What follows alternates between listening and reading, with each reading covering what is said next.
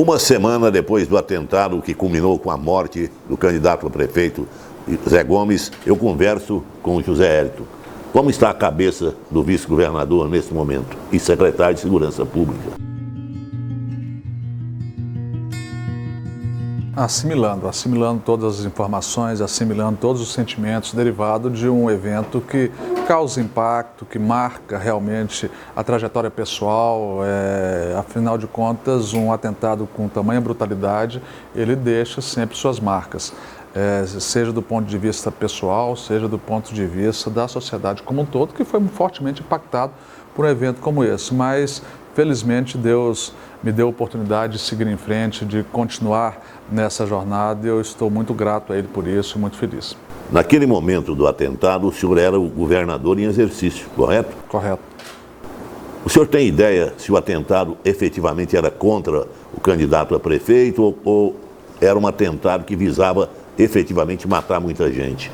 Olha, a impressão que eu tenho, porque essa resposta ela será de maneira definitiva dada quando concluídos os processos de investigação. Do ponto de vista pessoal, a impressão que eu tenho é que havia um sentimento por parte do agressor direcionado ao nosso amigo Zé Gomes, mas que tinha por objetivo fazer um ato muito mais trágico do que o que ocorrido, mesmo porque ele disparou quase que um pente inteiro da arma e estava a carregar outro pente, que poderia ter atingido muitas pessoas que estavam naquele ambiente. O senhor poderia relatar com detalhes como é que foi exatamente na hora do atentado? O que aconteceu com o senhor, com o Zé Gomes? Bom, do que eu me recordo naquele momento, nós estávamos na carreata, extremamente feliz a carreata, o Zé altamente feliz, mesmo porque eu brinquei com ele, inclusive, em determinado momento. Isso aqui não é uma carreata de campanha, Zé. Isso aqui é uma celebração, é uma festa da cidade. Pessoas, crianças, idosas na rua aplaudindo ele. Em determinado momento, eu não vi absolutamente nada. Quando eu percebi, eu já estava caído. Eu olhei para o lado, estava em cima de um caminhão e tem aquela lateral do caminhão, eu vi que tinha um policial com a arma em punho. Aí que eu fui dar conta de que tinha ocorrido algo muito diferente. Quando eu passei a mão no abdômen e percebi que minha camisa já estava completamente encharcada de sangue, passei a mão nas costas e vi também, aí eu vi que a situação era muito mais séria, muito mais grave. Você poderia detalhar o estrago que a bala provocou? A bala entrou na parte de baixo do abdômen e saiu nas costas um pouco mais em cima. Fez uma trajetória ascendente, a bala veio de baixo para cima e cruzou a parte esquerda do meu abdômen. Pelo relato no nosso bate-papo, o senhor teve muita sorte. Muita sorte, a proteção divina, que eu acho que é o correto nesse momento. Mesmo porque, segundo a equipe médica que me atendeu e que depois me prestou todos os socorros, se a bala talvez tivesse pegado um pouco mais para cima, um pouco mais para baixo, para os dois lados, teria acertado um órgão vital e as consequências seriam outras. O senhor vem acompanhando as investigações. O senhor acha que nós teríamos uma conclusão sobre essa investigação quando? Olha, data não é possível você afirmar, mas as investigações já estão adiantadas. Ainda ontem tive uma reunião com o delegado-geral da Polícia Civil, com os delegados que compõem a força de tarefa para trabalhar nesse assunto. Eu espero que nas próximas semanas nós já tenhamos um posicionamento um pouco mais claro a respeito de todo o ocorrido. Não só a autoria e materialidade, que essas já estão definidas, mas também a motivação do crime, ou se há mais participantes do crime, quais foram as circunstâncias que envolveu todo esse atentado. O senhor retoma o cargo de secretário de Segurança Pública quando? A partir do dia 28 de setembro eu já devo estar apto, por orientação médica, para retornar efetivamente ao trabalho. Até lá, por determinação médica, eu vou seguir nessa agenda um pouco menos atribulada.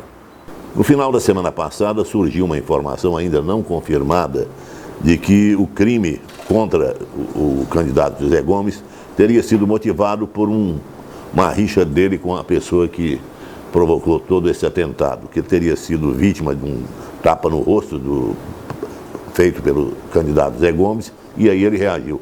Essa hipótese está descartada? Bom, muitos boatos tiveram ascensão na semana passada. Todavia, especificamente, esse fato que foi noticiado, que teria ocorrido na manhã do dia da carreata, as investigações já descartam por completo, porque naquele dia todo o monitoramento de câmera do prédio onde reside ou residia o Zé Gomes, ele demonstra que ele chegou na sua residência na madrugada anterior e que só saiu de lá por volta das 16 horas. Quando eu cheguei na cidade, fui direto à casa dele, ele me encontrou lá, estava com algumas visitas e de lá nós saímos para a carreata. Então, naquele dia já está completamente afastado dessa hipótese. Uma pergunta agora em relação às suas pretensões políticas. O senhor é visto hoje como um virtual candidato a governador nas eleições de 2018.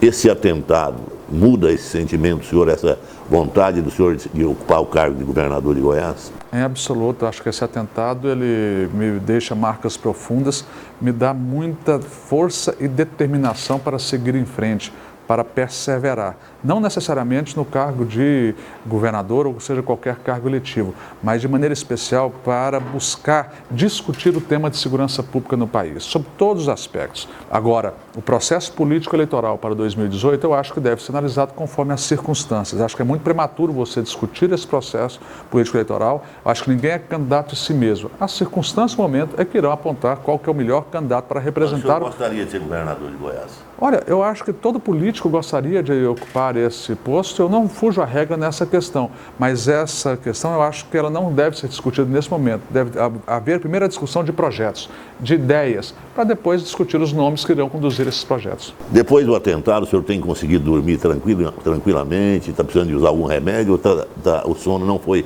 perturbado por esse atentado? Não, eu tenho alguns medicamentos, especialmente para combater a dor que às vezes vem nas áreas que foram objetos ou do atingimento do projétil ou da cirurgia que foi realizada. Mas tenho conseguido repousar com tranquilidade, sem maiores dificuldades. Às vezes eu acordo mais vezes, porque você acaba tendo que fazer necessidades fisiológicas mais vezes durante a noite, mas nada que tenha me causado algum transtorno maior. Mas vem de vez em quando a imagem do atentado à sua cabeça, assim, com alguma frequência ou não? Não a imagem em si, vem as circunstâncias, vem o sentimento, vem um sentimento de tristeza profundo daquele momento. Eu me recordo, e aí é com muito maior frequência, do trajeto entre o final dos disparos, quando me tiraram da caminhonete, me levaram até o hospital, dos pensamentos que viam naquele momento, da angústia que era. O engraçado é que não era um sentimento de medo, era um sentimento de tristeza profunda, de muita angústia, e isso vem à lembrança constantemente. E a sua mulher e os filhos sofreram muito? Ficaram muito abalados? A família sempre sofre, a notícia que chega, ainda mais nesses momentos onde você tem todo um desencontrar de informações. Algumas emissoras chegaram a noticiar meu falecimento, então tudo isso gerou uma expectativa muito grande em todos os familiares. Por outro lado, eu naquele momento, enquanto estava consciente, porque depois fui para o centro cirúrgico, naturalmente já estava sedado e só vim acordar no outro dia aqui em Goiânia. Mas naquele trajeto eu pensava, pedi primeiro a Deus para que permitisse que eu ficasse mais aqui. Achava que teria pouco tempo de vida pelo volume da hemorragia que estava ocorrendo. Achou que poderia morrer, então? Eu tinha isso muito claro. Eu tenho aqui mais uns 10, 20 minutos, porque a hemorragia era muito grande, não sabia o que tinha atingido e se estava tendo hemorragia interna também. Então, eu não tinha noção do que era. Pensava muito na esposa, nos filhos, enfim. Em todas as nossas entrevistas, uma pergunta tem que aparecer. Esse foi o momento mais difícil da sua vida, foi o momento mais marcante na sua carreira de homem público, de homem profissional. Esse momento foi o mais dramático, que está marcando mais a sua vida? Do ponto de vista de sentimentos, de emoções e de tristeza por todo o episódio, não tem a menor dúvida. Esse é um momento que marca profundamente, marca não só o físico, mas marca o interior, marca a alma, o espírito da gente, faz com que a gente tenha reflexões profundas acerca das diversas práticas, dos diversos conceitos.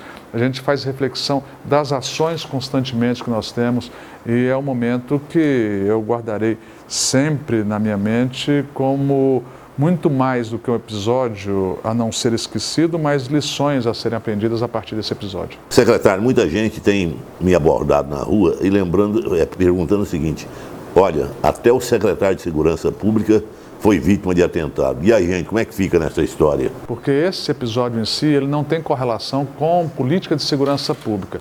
Tanto é verdade que, se você for observar em países altamente desenvolvidos, em países que têm talvez a melhor política de segurança pública do mundo, como os Estados Unidos, nós já tivemos assassinato de um presidente em praça pública, do ex-presidente Kennedy, nós tivemos outros tantos episódios de assassinato ao presidente da República lá naquele país, tivemos uma tentativa de assassinato ao Papa João Paulo II em praça pública. Então, esses elementos não são elementos de segurança, mesmo porque são tipos penais que ocorrem, onde é praticamente impossível você ter um aparato de defesa desse tipo de situação. São tipos penais que não têm correlação com segurança. Aí é a deterioração da vida social. Na verdade, nós temos um evento que vai muito mais para o campo do terror, do medo, do que para o campo da segurança pública.